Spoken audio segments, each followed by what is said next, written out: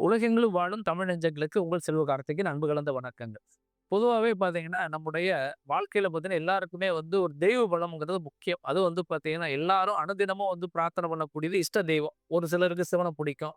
ஒரு சிலருக்கு பெருமாள பிடிக்கும். ஒரு சிலருக்கு விநாயகர பிடிக்கும். ஒரு சிலர் வந்து பார்த்தீங்கன்னா, எல்லா சாமியுமே கும்பிடுவாங்க. சார் எனக்கு எல்லாமே பிடிக்கும் சார். ஆனா வந்து பர்ட்டிகுலரா வந்து பார்த்தீங்கன்னா, இந்த குலதெய்வம் அப்படிங்கிறதுனா, நம்முடைய முன்னோர்கள் நம்ம வந்து அவங்களுடைய பிரார்த்தனைகள் செஞ்சு, அவங்க ஒரு வழிமுறையா ஒரு கோட்பாடுல வந்திருப்பாங்க பார்த்தீங்களா? நம்ம அந்த காலத்துல வந்து பார்த்தீங்கன்னா, எங்களுக்கு ஒரு துடியான தெய்வம், ஒரு பெண் தெய்வம் இருந்ததுங்க. எங்க வீட்லயே ஒரு சாமி இருந்ததுங்க. எங்க தாத்தா வந்து வழிபாடு பண்ணாரு. எங்க முன்னோர்கள் அந்த தெய்வங்கள வழிபாடு பண்ணும்போது, அதுதான் வந்து குலதெய்வம் அப்படிங்கிற மாரி நம்ம எடுத்துக்குவோம். எங்க முன்னோர்கள் வழிபாடு பண்ணது குலதெய்வம். அவர் முருகன வழிபாடு பண்ணது அதான் நமக்கு சாமி. அதே பெருமாள் வழிபட்டா அதுதான் குலதெய்வம். அந்த மாரி 3லிருந்து 5 தலைமுறை தொடர்ச்சியா வழிபாடு பண்ணா அது குலதெய்வம் ஆயிரும். ஆனா ஒரு சிலர் என்ன சொல்லுவாங்கன்னா, சார் எங்களுடைய ஜாதகத்துல ஒரு பக்கம் வந்து ஒ குலதெய்வம் வேறன்னு சொல்றாங்க.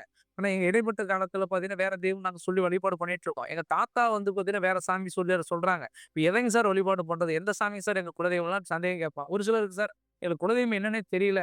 எங்க போனாலும் வந்து குலதெய்வத்த கும்பிட சொல்றாங்க. எங்க போய் வழிபாடு பண்ண எனக்கு புரிய மாட்டேங்குது சார்ன்னு சொல்றத நம்ம பார்க்குறோம்.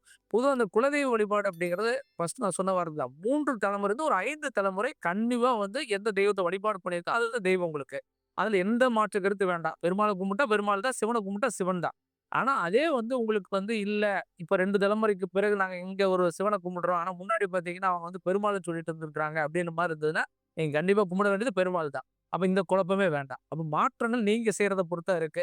அதனால முடிஞ்ச அளவுக்கு அப்படி தெரியாதவங்க, ஒண்ணுமே சுத்தமா தெரியல, ஒரு ஐடியாவே இல்ல. எனக்கு தெய்வமே எங்கள வந்து தாத்தாலாம் கூப்பிடவே இல்ல. எங்க அப்பா கும்பல. இப்ப நான் கும்பலன்னு நினைக்கிறேன். என்னங்க பண்ணலாம் அப்படின்னா, குறைந்தது 9, 50 9 அமாவாசை. கரெக்ட்டா நீங்க தொடர்ச்சியா வந்து விரதம் இருந்து சில வழிமுறைகள்லாம் ஃபாலோ பண்ணணும். அதுக்கு வந்து மெயினா வந்து பார்த்தீங்கன்னா, உங்களுடைய குலதெய்வ அருள் உங்களுக்கு இருக்காங்கிறத ஃபர்ஸ்ட்டு செக் பண்ணணும். அது உங்க டீட்ல உங்க ஜாதகத்துல அந்த குலதெய்வத்துடைய யோகம் எந்த அளவுக்கு இருக்கு? 5வது வீடு பலம் எந்த அளவுக்கு இருக்கு?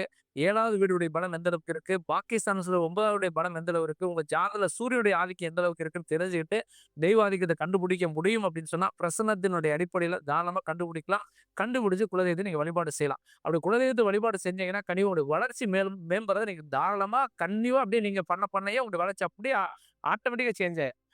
திருமண தடையா இருந்தாலும் சரி, குழந்தை பிரச்சனையா இருந்தாலும் சரி, பிசினஸ் அமையல அல்லது எனக்கு வேலையில பிரச்சனையா இருக்கு அப்படின்னா, எல்லா பிரச்சனைக்கும் தீர்வு வந்து குலதெய்வ வழிபாடு தான். அத ப்ராப்பரா கரெக்ட்டா செய்யணும். அத மட்டும் தெரிஞ்சு செய்யுங்க. இல்லைங்க எனக்கு நான் ரெகுலரா பண்றேன். ஆனா குலதெய்வ வழிபாடு பண்ணியும் எனக்கு வந்து நல்லது நடக்க மாட்டேங்குது அப்படின்னு சொல்றவங்க, நாம வந்து நெறைய வீடியோல நம்ம போட்டுருக்கோம். நம்முடைய இதுல போய் Facebookல பாருங்க, Instagramல, YouTubeலாம் போய் பாருங்க. கண்டிப்பா 100க்கு 100% அதிலயும் உங்களுக்கு நெறைய விளக்கங்கள் தெரியும். பொதுவாவே பார்த்தீங்கன்னா, நம்முடைய தனிப்பட்ட சுய ஜாதல அந்த யோகங்கள், பாவங்கள பொறுத்து நமக்கு மாறுதல் இருக்கும். அப்போ குலதெய்வ வழிபாடு பண்ணியும் எனக்கு ரிசல்ட் கிடைக்கல அப்படின்னா, கண்டிப்பா உங்களுக்கு பாவகர்மாக்கள் அதிகமா இருக்கலாம். அப்ப அதுக்கான வழிமுறைகள் எப்படிங்கிறத தெரிஞ்சுக்கிட்டு, அது கூட நீங்க குலதெய்வத்த ஆட் பண்ணீங்கன்னா மட்டும் தான் ரிசல்ட் கிடைக்கும். இதுக்கெல்லாம் வந்து உங்க சுய ஜாதகம் பார்த்தா மட்டும் தான் தெரிஞ்சுக்க முடியும். அதான் டீட்டெயிலா நம்மட்ட ஜாதகத்த பார்க்கணும்னு நினைச்சீங்கன்னா, நம்முடைய ஆஃபீஸ் வந்து கோயம்புத்தூர்ல ராமநாதபுரத்துல இருக்கு. நேர்ல வரனாலும் வாங்க. என்னால நேர்ல வர முடியாதுன்னு நினைக்கிறவங்க, ஃபோன் கன்சல்டிங் பார்த்துக்கலாம். அதுக்கு WhatsApp நம்பர் இருக்கு. அந்த நம்பருக்கு WhatsApp பண்ணுங்க. கண்டிப்பா டீட்டெயிலா உங்க சுய ஜாதகத்த பார்த்துக்கலாம். மேலும் ஒரு நல்ல வீடியோல சந்திக்கிறேன். நன்றி, வணக்கம்.